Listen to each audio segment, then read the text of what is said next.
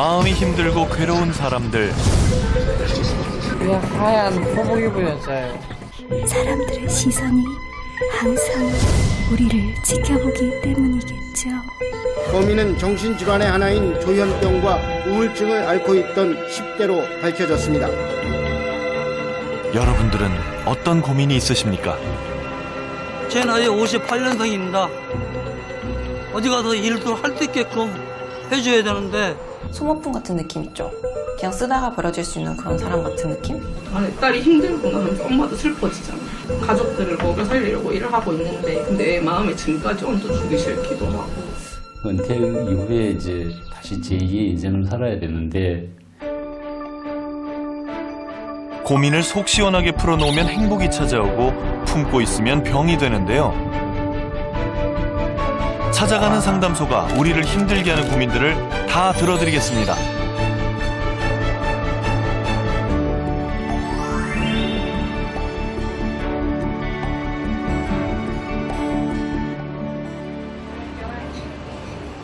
지하철 출입구에서 늘 만나는 사람이 있죠. 저도 그 중에 한 명입니다. 안녕하세요. 상담 필요하시면 알려주세요. 네, 고맙습니다. 안녕하세요. 상담 필요하시면 알려주세요. 안녕하세요. 상담 필요하시면 알려주세요. 허리를 굽신거리며 명함을 나눠주는데요. 쌩하고 지나가 버리거나 관심을 보이지 않습니다. 방금 그 명함 받으신 거 있잖아요. 예. 그 뭐 뭔지 아세요? 혹시? 모르는데요. 그럼 잠깐 한번 보시겠어요? 행복 기운이요? 아, 별로 안 궁금한데. 그렇게 잘 받아주시진 않아요. 거절당하시면은 좀 상처도 받을 아니, 익숙해요. 네, 처음에는 상처받았죠. 처음에는 야, 내가 뭐 좋은 일 하겠다는데 도와드리겠다는데 막 이런 느낌, 근데 거절당한 느낌이었는데 지금은 뭐 그게 뭐 막 내세울 게 아닌 것 같아요.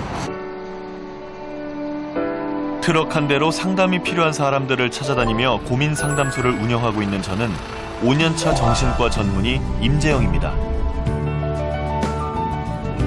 1,000만 원을 주고 구입한 중고 트럭인데요. 사람들의 시선을 끌기 위해 사진도 멋지게 찍어 장식을 했습니다. 또 트럭의 삭막함을 없애기 위해 나름 신경 쓴 것 보이시죠? 의사가 왜 이러고 다니냐고 묻는데요. 행복해지기 위해서입니다. 돈키호테. 한마디로 하면 돈키호테. 굉장히 말렸죠. 막 야단도 치면서 말렸죠. 진짜 엉뚱하고 뭐 한마디로 정신이 나가는 거죠. 벚꽃이 흐드러지게 피던 1년 전 3월 상담이 하고 싶어 병원 진료실을 박차고 나왔습니다. 오라는 데는 없어도 가야 할 곳이 너무 많은데요. 오늘의 목적지는 노량진입니다. 노량진에 가는 이유가 공시생들 만나려고 가는 건데 공시생들이 얼마나 올지 사실 좀 모르겠어요. 전에도 갔었거든요.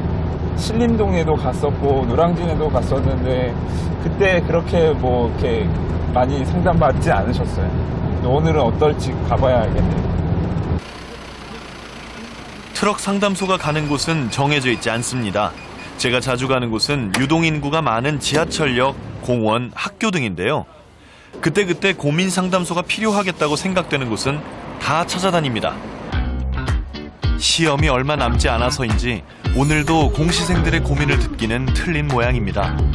지나가다 주차돼 있는 트럭을 보고 고민 상담을 받은 아주머니에 이어 정체성의 혼란을 느끼는 30대 여성이 고민을 풀어놓고 갔습니다. 잠시 쉴 틈도 없이 젊은 남성이 트럭 상담소에 올랐는데요. 2월 말에 사장님이 말도 안 되는 포인트에서 화를 내길래 뭔가 하고 또 다음날에 또 비슷하게 또 화를 내길래 아, 이 사람이랑은 내가 같이 못 가겠다라는 저는 사실 돈보다는 일단은 비전과 가치가 제 삶에서는 되게 중요한 포인트이기 때문에 제가 건강해요. 저희 형이 정신병이 좀 있어요. 그러니까 어릴 때 가정의 케어를 못 받았어요. 어머니가 죽을 뻔하고 아버지는 이제 나가서 돈을 못 줘야 되니까 그때 이제 괴롭힘을 당했어요. 친구들한테. 근데 그 괴롭힘을 당하면서 그 사람이 유일한 해결책 야동이 있어요. 야동이다 보니까는 이거를 실현하고 싶었나 봐요. 왜 형을 그 사람이라고 해요? 아, 그것도. 몇 살 차이에요? 4살 차이에요. 이런 형을 제가 어떻게 대해야 될지 좀 궁금한 게 있어서 형하고 만날 기회가 많아요? 시간이? 함께 같이 있는 시간이? 말 같이 대화해주는 걸로. 그러지 마라. 왜 이렇게 시끄럽게 하냐. 하다가도, 그러니까 사실 형이랑 대화하면은, 그러니까 화가 계속 올라와요, 저도. 그 화가. 그러니까 저도 이제 때로는 주체를 못해요. 그건 쌓인 거거든. 그쵸. 네. 반복돼서 그런 거예요. 형은 나를 어떻게 돼요? 형을 환자로 인정하지 않아 생기는 문제인데요. 정신장애가 있는 환자 가족들의 상담이 절실히 필요합니다. 현대인들은 다 정신적인 질환을 다 저는 개인적으로는 갖고 있다고 생각하거든요. 근데 외상은 사람들이 봤을 때는 병원에 가는데 내상들은 병원에 안 가잖아요. 이런 무선 상담들이 좀 더 활성화돼서 많은 현대인들이 좀 상담을 받고 자기 이야기를 할 수 있는 시간이 많아졌으면 좋겠어요. 이번에는 지적 장애 아동을 둔 엄마가 찾아왔습니다. 지금 초등학교 4학년 봄부터 사고치기 시작합니다. 밖에 나가서 엉덩이를 만지거나 다리를 긁거나 뭐 이런 식으로 그래서 계속 항의 전화를 받았어요. 그래서 중간에 심리치료도 몇 년 동안 오래 받았어요. 방법을 안 써본 게 없어요. 처음에 저희가 충동요법으로 아이를 파치소 데리고 갔어요. 소장님하고 미리 운영을 하고 오후에 아이를 데려가서 일단 저희가 할 수 있는 방법들을 다 썼어요. 5가지 방법이 있는데 4가지 방법을 하시고는 나 할 거 다 했다 하면 안 된다는 거예요. 아니 그러지는 않아요. 그러니까, 저는 지금도 새로운 게 있다면 그래서 선생님도 짜져온 거예요. 새로운 게 있다면 계속 아이한테 좋다고 그러면 할 거예요. 시도해볼 거예요. 근데 약을 제껴놓지 마세요. 내가 갖고 있는 선입견, 내가 갖고 있는 불안, 내가 갖고 있는 두려움이 이걸 못 지게 하고 결국 뭔가 기회를 놓치는 경우 저는 많이 봤어요. 이건 다름 아닌 정신과 진료. 이 근처에 혹시 치료 방법은 정신과에 있는데 정신과만 안 갔다네요. 선입견 때문에 조기 진단, 조기 치료가 안 되는 현실이 너무 안타깝습니다. 은퇴 후 우울증을 앓고 있는 70대 어르신. 9년간 아픈 아들을 간호하며 쌓인 울분을 터뜨리는 아주머니. 너무 안 좋거든. 층간소음으로 스트레스를 받고 있는 분이 한바탕 고민을 풀어놓고 가셨습니다. 저는 상담이 좋아서 상담이 하고 싶어서 정신과를 택했거든요. 근데 제가 하고 싶은 그 상담은 뭐 어떻게 보면 정신과를 방문하는 것만큼이나 힘들더라고요. 상담이라는 단어에도 편견이 들어가요. 보면은 선입견이 들어가는 게 그냥 저는 좀 깊이 있는 대화라고 생각하는데 문제가 있어서 뭐 간다, 받는다 뭐 이런 식으로 생각하시니까. 처음 상담 트럭을 몰고 거리로 나왔을 때는 정말 막막했습니다. 신기한 상담 트럭을 보면 사람들이 관심을 가질 것이라는 제 생각은 완전히 빗나갔고 기다림의 연속이었습니다. 지금 상담할 수 있어요. 속에 있는 얘기는 지난 1년 2개월 동안 비가 오나 눈이 오나 거리에 상담 트럭을 세워두고 홍보를 한 결과 제 트럭에서 이런저런 고민을 나눈 분들은 약 300여 명. 아마 병원 진료실에 있었으면 이렇게 많은 분들을 만나진 못했을 겁니다. 매주 수요일 오후는 특별한 상담을 하고 있습니다. 안녕하세요. 2시 임재영입니다. 네, 임재영님 5번방 쓰시면 네, 감사합니다. 긴 상담이 필요한 경우는 스터디룸을 빌려 상담을 하고 있습니다. 상담하기 전에 제가 사연 한번 더 읽어보고 좀 감을 다시 좀 잡고 얘기를 해요.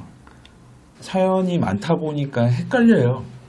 하루에 읽는 사연들이 많다 보니까 그때 읽고 좀 더 다시 또 읽어보고 그 감정을 좀 더 미리 좀 느껴보고. 오늘 상담할 분의 사연이 너무 무거워 어떻게 상담을 해야 할지 걱정이 앞섭니다. 이게 좀 무서운 말이잖아요. 영원히 자고 싶다라는.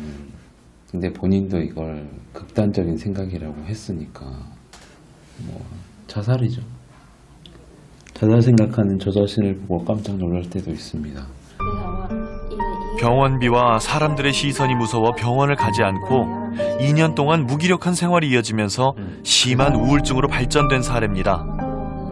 당장 약물 치료가 필요한 상황이라 안내를 해주었는데요. 이런 분은 지속적인 상담이 필요합니다. 네네. 혹시 뭐 남긴 글 같은 것도 있었어요? 네.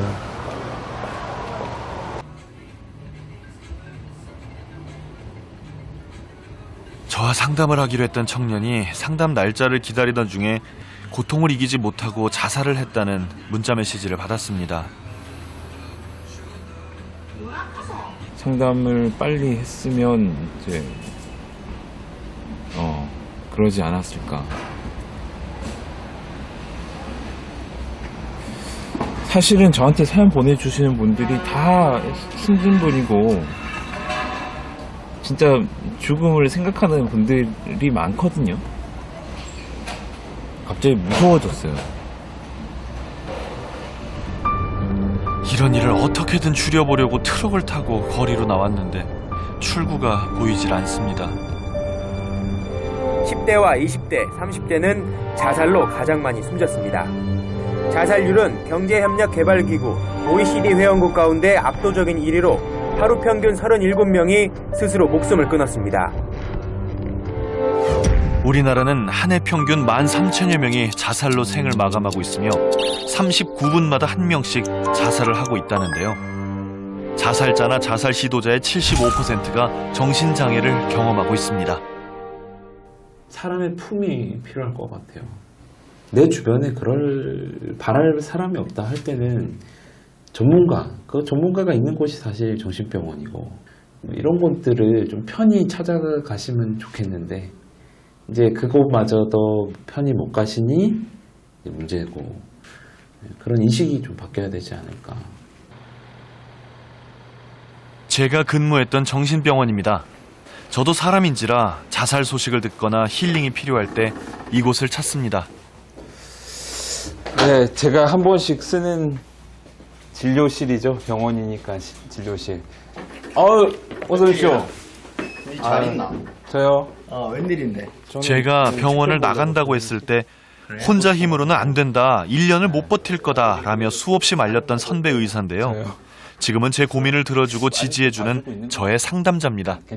괜찮다고 말한 적은 없는데 그냥 뭐 열심히 해라 하고 그 다음에 네가 그걸 하기 위해서 사실은 가정이 사모님 해주는 희생이죠. 희생 맞지. 희생이죠. 사실 그런 거에 대해서도 사실은 평가가 돼야 되고 또 그게 잘 돼야 네가 오랫동안 잘할 수 있지. 맞아요. 안 그러면 의미 있게 머릿속에 정리되지 않은 수많은 생각과 계속 따라다니는 두려움을 솔직하게 털어놨습니다. 상담을 한다고 고민이 해결되는 것은 아니지만 고민을 해결할 수 있는 힘을 얻었습니다. 그러니까 나는 노파심에서 그게 성공적으로 오랫동안 잘 갔으면 하는 마음이고. 사실은 우리 사회가 그걸 봐야 되는 건 뭐냐면 왜 임정이라는 사람이 제2, 제3이 없을까? 그리고 임정이 저 사람이 저를 나가서 지금 고사하고 말라 죽어버리면 어떡하나 그 걱정을 저는 해야 된다고 생각해요. 억대 연봉을 차고 나가는 게 중요한 게 아니고 참 드물게 나간 저 귀한 저 상황을 우리 사회가 받아주고 저 사람이 죽지 않게 계속 끌어주게 해야 된다는 데 관심을 가져야 되는데 힐링을 하고 또 새로운 힘을 얻어 가벼운 마음으로 고속도로를 달립니다. 하루 종일 진료실에 있는 것보다 이렇게 자유롭게 다녀서 좋겠다고요? 처음에는 진짜 무슨 새장을 탈출한 새같이 정말 날아다니는 것 같은 느낌이었는데 너무 넓으니까 갈 데도 많고 할 게 많으니까 이게 이렇게 좋지만은 않은 게 버겁다는 느낌도 있어요. 그러니까 개인의 한계를 느꼈어요. 한 사람이 할 수 있는 일이 아니다. 저하고 같이 이렇게 함께 하실 분들이 더 많이 늘었으면 좋겠어요. 정신장애가 있으신 분들의 사회 재활을 돕는 충주 어울림센터에서 주최하는 강의인데요. 네. 오늘 강의 주제 소개해 주셨네요. 포스터 붙여주셨네요. 우리나라 정신과, 정신병원, 정신질환 이런 얘기 딱 할 때 사람들 반응이 벌써 네? 편견을 가지고 있죠. 제가 누굽니까? 정신과 의사고 제가 있었던 곳이 정신병원이잖아요. 우리가 마음이 아프면 와야 될 곳이 정신병원인데 사람들이 마음이 아파도 정신병원에는 안 오시더라는 거지 잘. 최근 조현병에 대한 사회적 관심이 높아지면서 환자들과 가족들의 마음고생은 더 심해지고 있습니다. 근데 마음이 아파도 정신과는 가기 싫다. 마음이 아파도 정신과는 못 간다 하면서 안 오시고 못 오시는 거야. 그렇게 문턱이 높은 거예요. 하나, 둘, 셋. 조현병을 앓고 있는 이들은 어떤 고민들 때문에 힘들어하고 있을까요? 그래서 답을 찾으려고 애를 썼는데 못 찾았어요. 선생님 사연 없어요.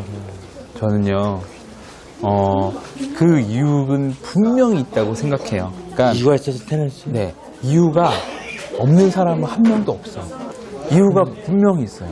근데 불쌍하게 태어났어요. 이 세상에. 인생이 불쌍해요. 그러니까 인생이 불쌍하다는 이유가 불쌍하다는 게 내가 이 세상에 왜 태어났냐 하고 그렇게 결론 지어서는 안 된다는 거지. 그러니까 불쌍하기 때문에 나는 살면 안 된다. 이 세상에 태어나질 말았었어요. 태어나고 안 태어나고는 우리가 결정하는 게 아니야. 내가 태어나고 싶어서 태어난 게 아니거든요. 불쌍하게 여기는 그 생각도 사실은 내 앞길을 막고 있을지도 몰라요. 내 발목을 이렇게 턱 잡고 있을지도 몰라요. 어렸을 때부터 너무 상처받은 게 너무 많았어요. 근데 애들이 막 놀리고 막 그러니까 기분 너무 나쁜 거예요. 너 엄마 아빠 없지? 너 고아지? 막 그러면서 막 물 뿌리고 막 놀리고 막 그랬어요. 그래서 마음의 상처가 너무 크고요. 요즘은 어때요? 요즘에요?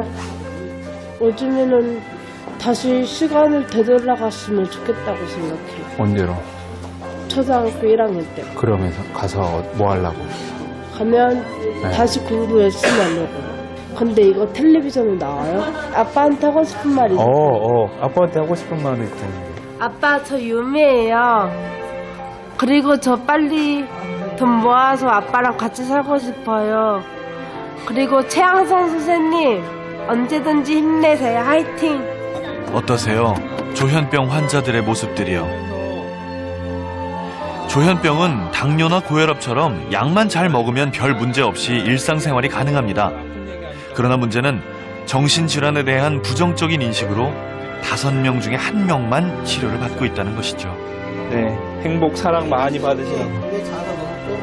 좁아요. 이렇게 당기면 돼요.